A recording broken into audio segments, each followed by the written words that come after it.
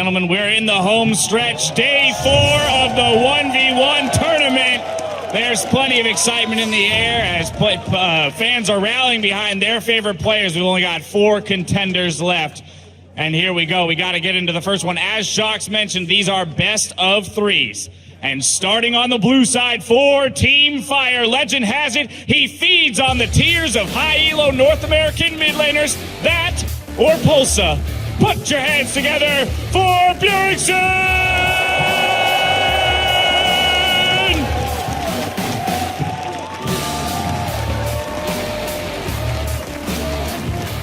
And his opponent on the red side from Korea's LCK, the world's finalist ADC who's climbed the ladder with his marksman might. Put your hands together for PraY!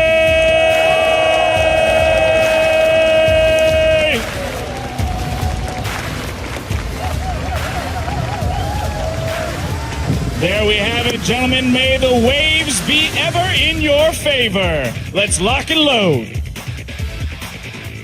All right, here we go. Welcome back, everyone. I'm bringing the business the third here with James Stress O'Leary, and it's time for more 1v1s. However, these get a little bit harder for the players as you don't just bring out one champion. It's a best of 3. You have to have a strategy all game long, and these games definitely count. Oh yeah, for anybody maybe that didn't catch the 1v1s before, let's quickly run over exactly how to win. Yes. 100 CS, first blood, first tower, that's the name of the game. You've got to do it at least twice. 3 times is one too many, so it should be pretty good. As you said, strategy comes into it now. You've got to maybe have a second pick coming out. Got to have an ace up your sleeve. These guys have never gone for a turret. I don't know if we will see that. It usually gets a little too aggressive in the beginning of the game. But overall, we've had a lot of CS in the past few days, and that's mainly to Froggen. We'll see him playing in just a little bit. Right now, Bjerg versus PraY. These guys have had kills all across the board, so expecting another kill throughout this matchup. Getting out of this group guarantees you 50 points. Staying in this semifinal group gets you 25 points for your team. So everybody's guaranteed now 25 points.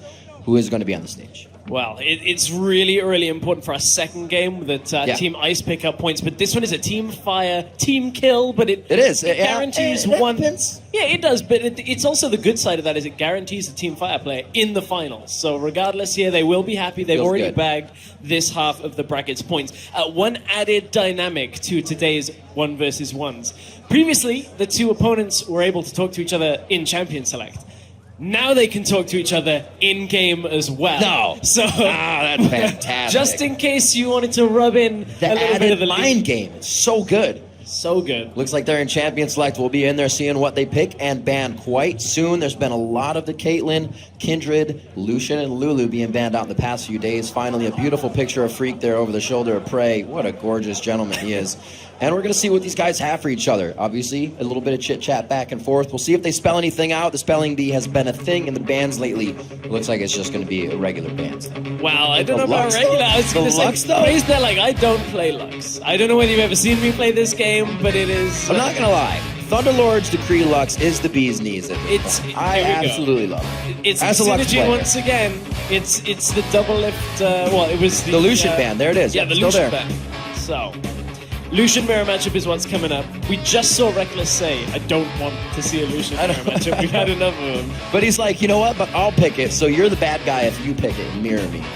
And it is probably going to be that mirror. One is locked in. They'll see it once both are. And they're going to be loading into game. So we'll have also what they're going, mainly Grasp the Undying for these guys and the AD carries as they run through. The Exhausted Knight has kind of been the deal that they go through. We've seen 1v1 top lane tournaments, you know, on Twitch and stuff that people will realize Longsword Pots, no, now Doran's Pot, and it's evolved. But really it's just been Grasp the Undying, the Exhaust, and the Ignite. It's kind of sticking. Oh yeah, it has been sticking. And you know there's an interesting dynamic that, again, now that it's a best of 3, this will determine who has to ban Lucian in the second game. Because whoever wins on this is the better Lucian, so kind of that writes that, and it takes away a ban for game 2. Right? How crappy would PraY feel though if he lost to Bjergsen on Lucian and then Bjergsen banned it? So he's like, you can't get that game back. No retribution there. You get nothing. That would be a bit of a mind game. A mind game on top of now being able to talk in game versus these guys. Yeah.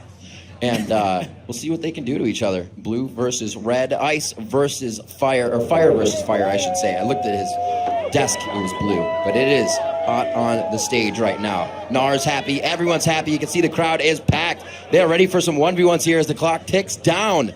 Ladies and gentlemen, we're about to start evening out what is going to happen here for the 1v1 finals. If Bjergsen moves on, he'll be facing either Doublelift or Froggen. If either of these two move on, I should say. And they face Doublelift or Froggen in the finals. Those are some real tough opponents. I mean, everyone in this, we've got 2 mid laners, 2 AD carries in this setup.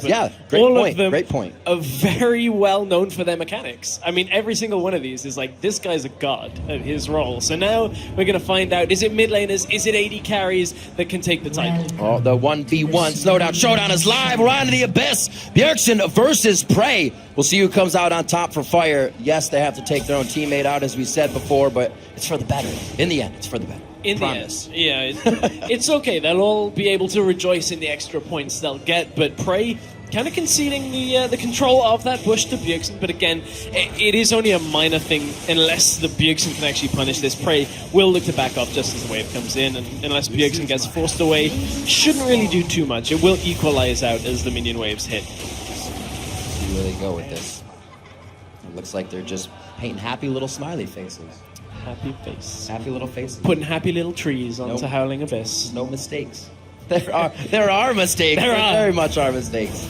All right, 1 CS each side. I don't know, PraY attacked a different minion. This may be in Bjergsen's favor. It may do. It actually isn't so much of a problem for PraY right now that he missed that first CS, as long as he gets the push at the same time. But that's all he's got to do is equalize, and he's actually ever so slightly ahead. He's about an auto up just from the extra damage that he got down onto the minions early on. Patiently waiting, so he's going to drop the minions back so he has a little easier time to farm back here. Yeah, and it's his first minion off the second wave that is going to give him level 2, so expect him to go all in, well, at least land damage down onto Bjergsen if Bjergsen can't equalize 100,000,000%. There you go, though. Even timing on these two. It's going to be neck and neck for a long time. See the movement as well. They're kind of keeping opposite sides of each other, mirroring that position so they don't get any auto attacks in. They're not wanting... See 8-8 here in CS, very even, and I don't feel like they're going to miss any for quite some time unless they can actually get this minion wave to the turret. Bjergsen just walking that minion out to the side, and the trade so far very respected by both sides. Nobody has gone all in, seeing the 2 and probably 3 is going to come out. Yeah, it is off the... All right. Ooh, good trade. Although Bjergsen does have slightly more mana, I'm kind of interested in whether either of them are running mana regen in this situation. Bjergsen will hit 3, PraY hits 3 as well. Both of them running 6-6-18, so going for that sustain build that we've seen before. Interested to see what runes and masteries are being run between these two. I'll take a look at them now. All right, PraY taking a little bit more damage. Bjergsen does have a lead here as he's going to heal up a bit, but takes that light across the face. He is not feeling good. Remember, they can talk to each other. You see PraY smiling right now, knowing he got a bit of an advantage with that Q, but the mana is still low. Goes for the Relentless Pursuit and also hits the Q. Very nicely done with the Piercing Light. Now he's out of mana, though. He's got to be careful. Bjergsen still has a Pursuit under his belt, but cannot go for it. Relics have spawned. It looks like we'll get a little more back and forth. Yeah, it looks like Bjergsen, I believe, has ever so slightly less armor in this trade. So it means every time that PraY trades into him, Bjergsen should take ever so slightly more damage from this. So PraY is going to look to utilize that. But I believe Bjergsen's traded at 4 slight mana regen. So we'll watch his mana bar as this game continues. A lot of things we see is a mistimed exhaust within these fights as well. It throws things off greatly if you're to use that too late. You already took too much damage because then the ignite just starts eating through you and you can't get done what you need to after the other guy's down with ignite, or exhaust rather, because you're now getting exhausted. So it becomes a very tricky situation of who uses it first, or if you're the second guy to use it, who's going to be on top. This is a very tense start to this game because it's PraY does manage to take. That's big. That is a big factor there as PraY takes it. We'll get, of course, the regen off that. It's one of those mechanics you got to think about. What side are you on when the time for the relic is going to spawn? Bjergsen mainly playing the left side the whole time so far, and that really played in favor of PraY. 5 as well. He's going to get 6 before Bjergsen does if he doesn't get back. PraY is getting really good trades here. He's hitting both minions and Bjergsen. And what that's forcing is Bjergsen, as he takes more damage, forcing Bjergsen to try and counter push this wave because he doesn't want it pushing under the turret, because that is what gives PraY so much freedom. And keep in mind, this version of Howling Abyss, the towers do extra damage to the creeps. 2 tower shots will kill a melee minion outright, so you can't let that happen. And the back creeps will get killed with, it's just 1 shot and then an auto. So it's very different to Summoner's Rift. Riot, please. So, long swords on the side of PraY. Gotta get more long swords. And it looks like it's going to be more sustain on the side of Bjergsen. So he actually turns his long sword into a scepter. He'll come back to lane and actually maybe try to trade more in this instance. The only problem with this is keep in mind that that's extra upfront health that PraY is going to have from With those Doran's blades. Plus he has that ever so slight more armor, so it means he should be able to trade initially more effectively, and then Bjergsen will have to just regen back up. Yeah, it doesn't seem to be working out too well right now. Still a relic behind PraY if he even needs to get it. Bjergsen's going to walk into his. Does not give him too much back. PraY will put him up and top off his health bar. And Bjergsen knows the damage trade is not in his favor right now. The CS is already starting to go in favor of PraY. The exhaust is down. There's the calling. What a last shot on the tail of Bjergsen, but does not take him down. He may be forced to go back to base without another relic here. He's going to try to stay for the minion wave and for the levels. He's still not 6. This could be it. One more shot. Bjergsen goes down for game 1 of the best of 3. PraY takes it. PraY does take it, just got better trades time and time again, was able to just survive through the damage of Bjergsen, and PraY, even though he used his Ignite earlier, had his exhaust still up, so even if Bjergsen had tried to go in with that Ignite of his own, he would have been fine. And you can see just the trade.